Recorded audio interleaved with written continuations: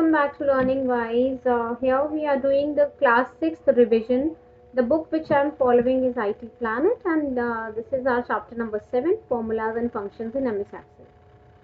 So here we are going to see what is the basic difference between formula and function, and then we will also see certain formulas and functions related to the basic operations. So I hope you all know that Excel is a spreadsheet program which allows you to organize the data and do the calculations. Okay. Then next, what is a formula and what is a function?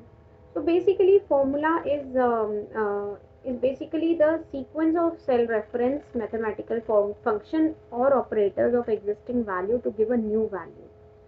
Now see students, अगर हम normal sense में बात करें तो हमारे पास हम Excel में tables create करते हैं और उसके अंदर हम वैल्यूज डालते हैं. ठीक है, तो हम कॉन्स्टेंट्स भी डालते हैं, लाइक लेट्स से हम नंबर भी डालते हैं जो फिक्स्ड वैल्यूज हैं, और हम फॉर्मूलाज भी उसमें डालते हैं सेल्स के अंदर. So now the question rises, ये फॉर्मूला क्या होता है? तो फॉर्मूला बेसिकली जैसे आपके मैथमेटिक्स में एक फॉर्मूला होता है, लाइक ऐड करना है तो उसका एक फॉर्मूला है, या may be area of rectangle find out करना है तो उसका एक फॉर्मूला है, एवरेज फाइंड आउट करने का फॉर्मूला है, परसेंटेज का फॉर्मूला है. सिमिलरली एक्सेल में भी हमारे पास फॉर्मूला का कॉन्सेप्ट है, और यहाँ पे हम फॉर्मूला को कैसे डिस्क्राइब करते हैं, ये सेल रेफरेंस या कॉन्स्टेंट्स या फंक्शंस का कॉम्बिनेशन हो सकता है जिसकी मदद से आप अपना कोई वर्क अचीव कर रहे हैं. ठीक है, let me give you an example जिससे ये ज़्यादा क्लियर हो जाए आपको. मान लीजिए मुझे बोला गया है कि एवरेज निकालना है. ठीक है, लेट्स से अगर एक क्वेश्चन दिया गया है और उसमें बोला है कि let's say D1, just a minute, I'm opening a separate page, just give me 1 second. ठीक है, let's say suppose हमें बोला गया है कि D1, D2 and D3 तीन सेल्स हैं माइक्रोसॉफ्ट एक्सेल में, और उसके अंदर जो भी वैल्यूज हैं उनका एवरेज निकालना है. ठीक है, एंड लेट्स से ये जो है एक्सेल के अंदर ये जो भी वैल्यूज हैं, let me just tell you. D1 में वैल्यू है 40, D2 में वैल्यू है 41 और D3 में वैल्यू है 42. ओके, एज्यूम करते हैं हम ये. सो इसका एवरेज कैसे निकालेंगे? मैथ्स में आप एवरेज कैसे निकालेंगे? मैथ्स में एवरेज का फॉर्मूला क्या होता है? Sum of all observations divided by total number of observation, है ना. So this is the formula in mathematics, right. And जब हम एक्सेल के फॉर्मूले की बात कर रहे हैं तो उसमें क्या फॉर्मूला हो जाता है? एक्सेल में फॉर्मूले का मतलब है आपको इक्वल टू साइन लिखना पड़ेगा, और इक्वल टू साइन के बाद आप जो है सेल रेफरेंसेस लिखेंगे. ठीक है, let's say I will write D1 plus D2 plus D3 and bracket close, divide by what is the total number of observations here? This is 1, 2 and 3. So total 3 है. Okay, so this is the formula in Excel. Now please see, formula का concept simple है. आप जैसे maths में formula लिखते हैं बिल्कुल वैसे ही आप एक्सेल में फॉर्मूला लिखते हैं, एंड एक्सेल में फॉर्मूला स्टार्ट होता है आपका इक्वल टू साइन से. ठीक है, सो आप ये बात ध्यान रखिएगा. Just a minute, I'm taking you back to the book. Give me 1 minute, please.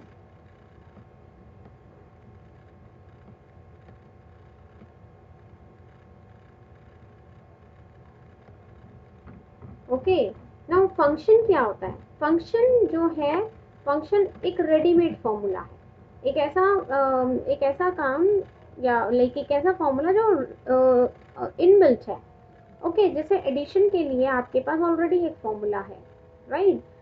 Subtraction के लिए भी फॉर्मूला है. देन आपको मैक्सिमम वैल्यूज निकालनी है एक रेंज में से, मिनिमम वैल्यू निकालनी है, उसके लिए भी फॉर्मूला है. ठीक है, तो वो जो है, जो रेडीमेड फॉर्मूला जो ऑलरेडी एक्सेल में स्टोर्ड है और जिसको आप सिर्फ सेल सेलेक्ट करके क्लिक करके यूज कर सकते हैं, that is the function. Okay, now see यहाँ पे जैसे लिखा है formula always starts with an equal to sign, तो ये ध्यान रखिएगा फॉर्मूला इक्वल टू साइन से स्टार्ट होता है।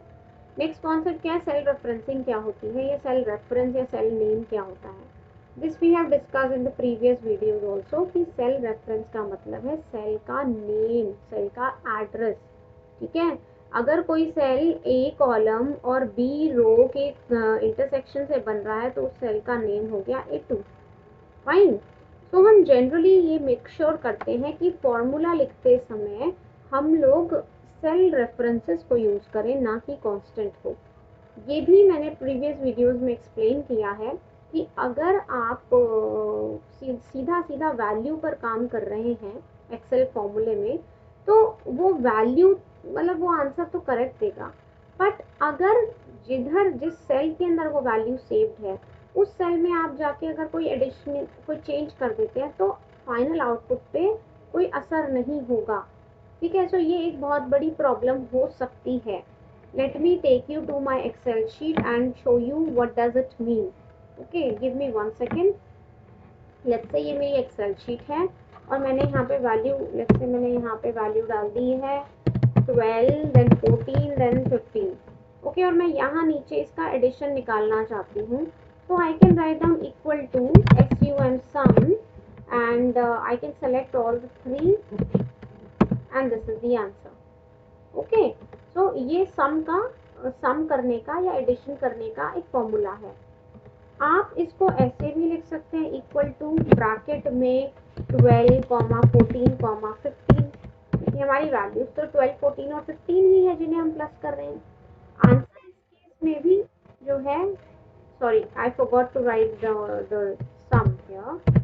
ठीक है, तो जैसे ही आप इसको equal to sum with in bracket 12, 14, 15 लिखते हैं, आंसर तो वो ही आता है जो जो करेक्ट है, बट देन अगर मैंने यहाँ जाके 15 के बदले 150 कर दिया तो यहाँ पे रिफ्लेक्ट नहीं होगा, which is actually a mistake.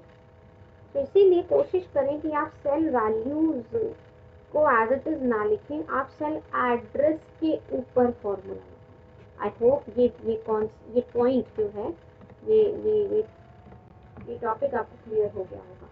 ठीक है, नेक्स्ट सेल रेंज भी हमने डिस्कस कर लिया। जब आप एक से ज़्यादा सेल्स को सेलेक्ट करते हैं, that is called the cell range, और इसको हम कोलन से इंडिकेट करते हैं। Next is the concept of operator. ठीक है, ऑपरेटर्स जो हैं they are basically the signs, they are the different type of calculations that we perform in Excel. ठीक है, तो एक्सेल में पहला है आपका अरिथमेटिक ऑपरेटर, जो कि जिसमें basically plus minus multiply divide percentage and exponentiation होती है, as you can see here. Next is the comparison operator. ठीक है, equal to, greater than, less than equal to, greater than equal to and not equal to, ये इन्हें comparison operator कहते हैं। And I tell you the same, both of these are there in the cube basic also. ठीक है, so इसको हमने detail में cube basic की वीडियो में डिस्कस किया है। Next is the order of calculation. See, आप माइक्रोसॉफ्ट एक्सेल में अगर कोई कैलकुलेशन लिखते हैं तो आप उसको उसका सीक्वेंस चेंज कर सकते हैं बाय मेंशनिंग द ब्रैकेट्स। ठीक है, अगर मैं मान लीजिए मैं लिखूं A1 divide by 5 plus A2, right. So यहाँ पे जो है ऑफ कोर्स ये पहले डिवाइड होगा, पर मान लीजिए let us choose another statement, another thing. Let's say मैंने लिखा A1 plus A2 divide by 5। ठीक है, और यहाँ पे मैंने लिख दिया लेट्स से 15 मल्टीप्लाई।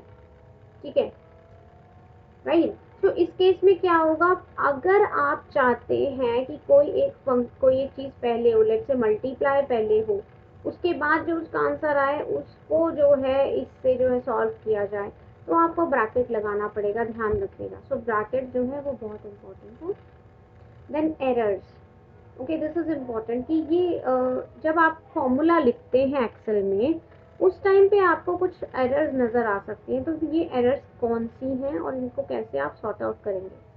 जब भी आपको हैश हैश एरर दिखे तो इसका मतलब है कि कॉलम, वो कॉलम जिसके अंदर आपने जो है फॉर्मूला लिखा हुआ है वो बहुत ही नैरो है और आपको उसे ड्रैग करके जो है उसकी विड्थ को इंक्रीज करने की ज़रूरत है। ठीक है, तो जैसे ही आप इंक्रीज करेंगे उसके विड्थ, तो ये एरर, ये हैश हैश एरर जो है हट जाएगी वहाँ से। Then hash div by zero exclamatory mark, मतलब अगर आप आपने फॉर्मूला लिखा है उसमें आप किसी भी वैल्यू को जीरो से डिवाइड कर रहे हैं तो actually that is a mistake, that is wrong.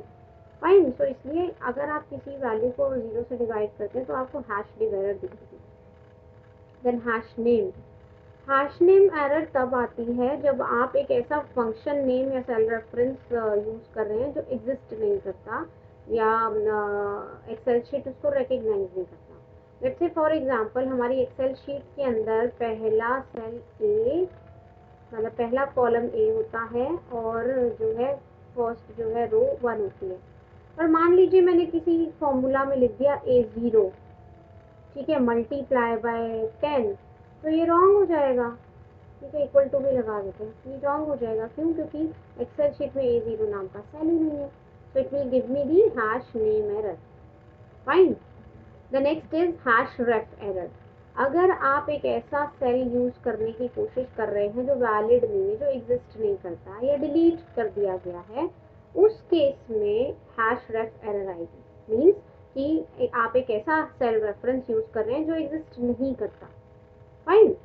Now next is hash value error. Means आप एक ऐसी वैल्यू को कैलकुलेशन में यूज कर रहे हैं which is incorrect. Let's say जैसे इस एग्जांपल में they are trying to add A1, A2 and A3। A1 और A2 तो न्यूमेरिक वैल्यू है, पर A3 में थोड़ी न्यूमेरिक वैल्यू है। A3 में तो मंडे लिखा है which is the text. Okay, so that is why it is going to give you the hash value error. Fine.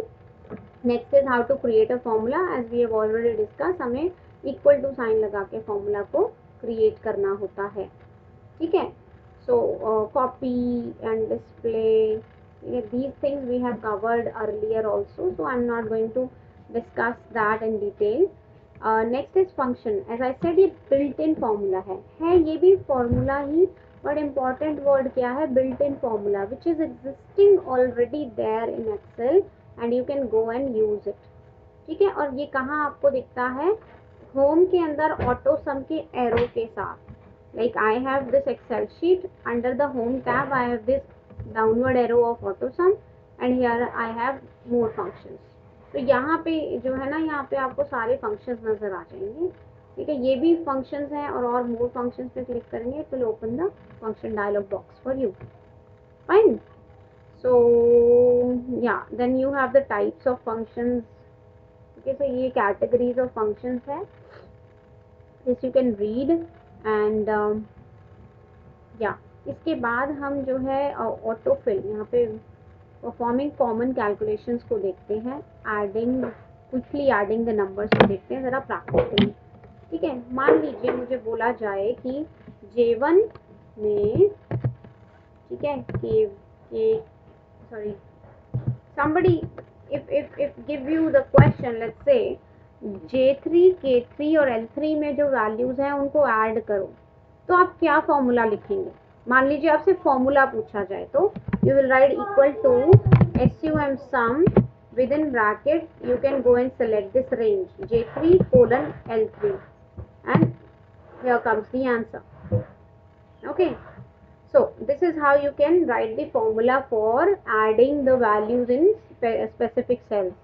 If we say that find out the maximum value of this cell range between J3 and J3, K3 and L3, तो आप कैसे लिखेंगे?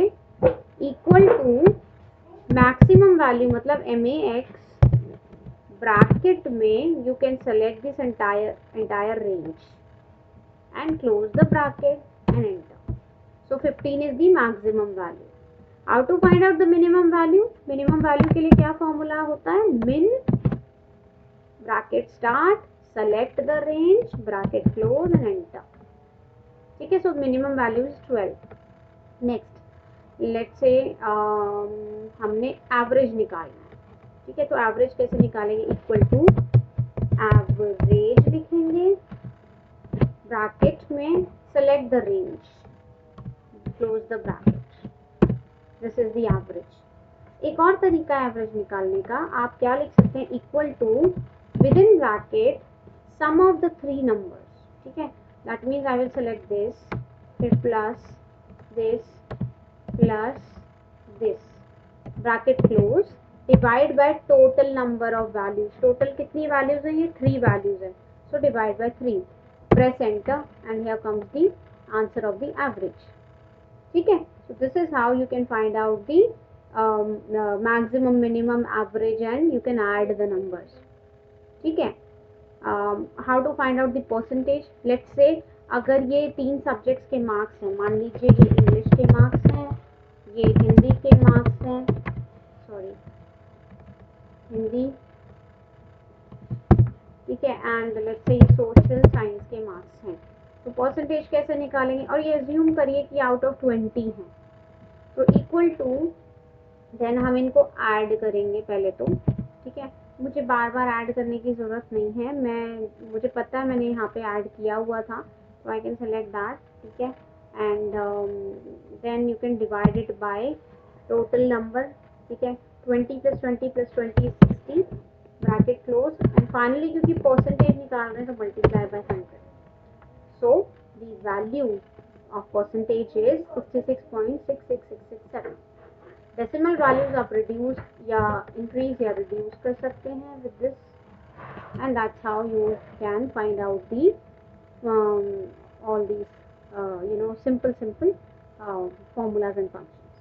Okay, so that's all in this chapter. I hope you would have understood. Okay, in the next video we are going to cover chapter number 8 and 9 together. So till then, keep watching Learning Wise. Thank you so much.